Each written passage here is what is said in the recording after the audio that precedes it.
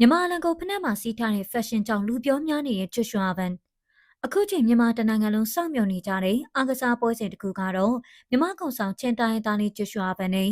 UFC ကမ္ဘာ Flyweight ချန်ပီယံပန်ဒူဂျာရီရဲ့စိန်ခေါ်ကပတ်လူပွဲပဲဖြစ်ပါတယ်။အားလုံးသိကြတဲ့အတိုင်းဂျွရှွာဗန်ဟာမြန်မာနိုင်ငံချင်းပြည်နယ်ဟာကာကချင်းတိုင်းသားလေးပါ။ဒါပေမဲ့ဂျွရှွာဗန်ဟာအမေရိကန်နိုင်ငံကိုရောက်ရှိသွားပြီးမှ